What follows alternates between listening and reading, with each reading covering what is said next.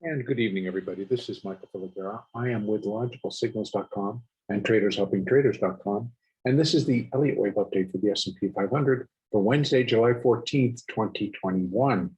As you can see by our hourly chart, I continue to leave the labeling blank for the moment as the market continues to churn and basically give us the clues and the necessity or the necessary information to make decisions on direction and trend. Right now, though, I'm continuing to leave this labeled as minute, subminute wave 4. So I can and likely will put 1, 2,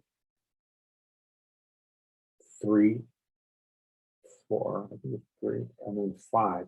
I may have to extend the 3 up to here or here, and both are acceptable, or actually right there, because that is the high of that for this sequence before the drop. So I would put a 3, and then that's the 4, and that's the 5. So I could count 5 up to this level. And from there, what we have is a possible 1, 2, and the start of a third wave, or A, B, and a C wave. Both are very applicable, but we would, if it's an ABC, that's going to tell us that we still have additional advance to complete.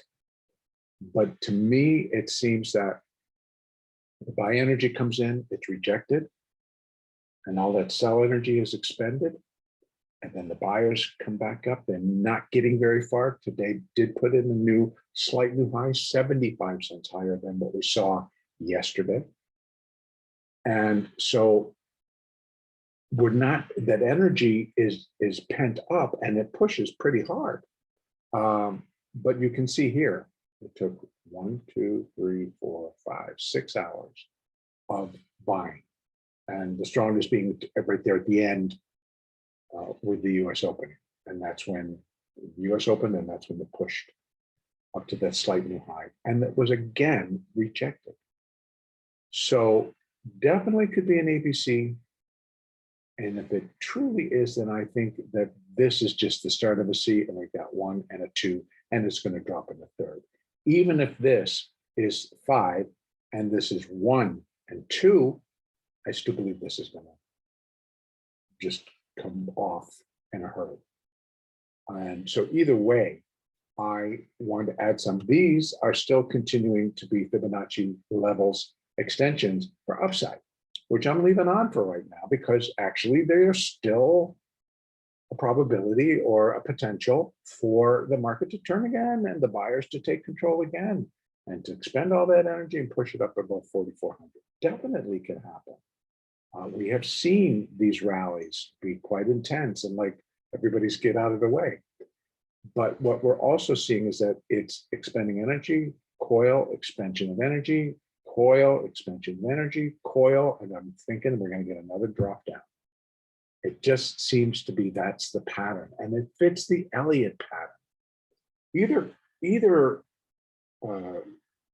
alternative course here that I'm presenting can happen. They have equal probability. The market could just find more buyers and it just continue higher, in which case this was an ABC and it ends up being flat with that being a failure, and then we're up and we're going in the next 5. Or a 1, a 2, and the 3 coming off, even if it's an A, B, and a C coming off, both have the same probability. They both carry enough weight that it would drop below 43.50 and likely down to here. Because even if it's a flat, it has to at least come down to 43.50. And I think there's too much energy here that if it started going down, it's going to go further than that and still be an ABC, if that's going to be the case. So we still have a ways to go before we can determine what is this actually. Right now, I'll probably fill it in a little bit later, but I'll put the labeling on there and call this a 5, but only of a sub-minute level, and leaving open what it is above. Because I have to wait to let market tell me. That's basically the case. So if for tomorrow the coil up and that pressure comes on, I would suspect from this level that we probably stand a better chance of breaking that and getting ourselves up closer to 4,400. For whatever reason, maybe that's just the way algorithms are being programmed right now, and they're willing to buy it up to that level. I don't know, but it can get there. And if not, and then we'll see what actually looks like. If it does, I'm going to be looking for a rejection, because that seems to be the way the pattern is. But I think also the way this pattern is that this upside doesn't have quite the same high probability as the downside. Again, both are basically sitting on that 50-50, but it might be 45-55. No. Or that'll increase as Globex opens and gets in gear. And if we start to come off, that's going to have a lot more support than that coil building up to the downside and just letting go. Don't forget, we have Asian markets to come in. We also have European markets. Last night, European markets took it up. They might do the same thing. So downside, we have support, but I would expect at least some type of a move below 43.50. Here we have support, but that's just for on the way up, but it also provides it on the way back. And then we also have the 200 at 43.39, 43.40. So we have 50, then 40, and then 20.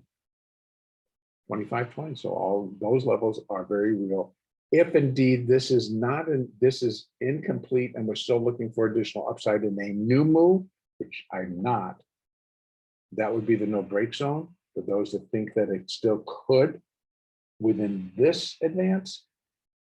I think this advance is over and we're correcting, and we may still have upside, but we've got to let this correct, because that would be wave one and that can't break that. But the potential for it to come down in a second wave should certainly break that and get itself down here. So I cannot discount all of these levels. And what I will add for right now, just so we can put some parameters around it, I can go and add extensions, and we'll see if there's any overlap.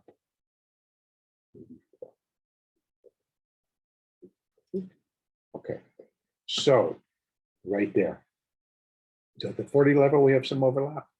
At that 20 level, we have some 25 level, we have some overlap.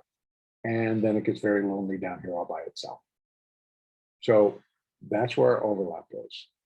We have an above, which is holding it at the moment. And then nothing, and then nothing, and then we get a little bit of an overlap right there at 50. 49 to 55, we got a little bit of overlap, but these down to here. So that would seem where this particular portion of whatever's going on should find support and maybe complete, maybe as low as here. If it really got itself going, 4,300, but that would be a pretty severe decline. And I don't think the Dow actually is done going up. And so while the NASDAQ may go down, and this one, the ES and the NASDAQ are very connected now by the weightings in both of these indexes by Apple, Amazon, Google, Facebook, Microsoft, Intel, and a lot of the big companies. They have a heavy weighting in the S&P, and they also have a heavy weighting in the NASDAQ. So therefore, today, Apple and Amazon and Google were really in requestance, and Microsoft had a nice move there today as well. And that kept the buyers active and moving in here. I mean, basically because they were moving into those stocks. But I think that energy as well is coiling. And once the sellers, I think, begin, it'll also stop Apple and Amazon and that. But that rotation has to stop first, I guess. So we'll keep an eye on it. We'll use the Fibonacci as set up. We have upside, we have downside. All the numbers are there. Just be able to discern them. Play using your moving averages, and use your moving averages on all time frames. An hour, 30, 15, 5, 2, 1. They're building blocks, remember? So the time frames are building blocks to the larger time frames as well. And therefore, these moving averages continue to work, and you just check against all of them to see, oh, are we dropping into trend, or are we pulling back up in trend? Because the moving averages will give you all the information you need right now. Of course, it's totally sideways and flat, but that's reflective of exactly what's happening. Nothing. So that's where I'm going to leave it. Our next update will be on Thursday, July 15th.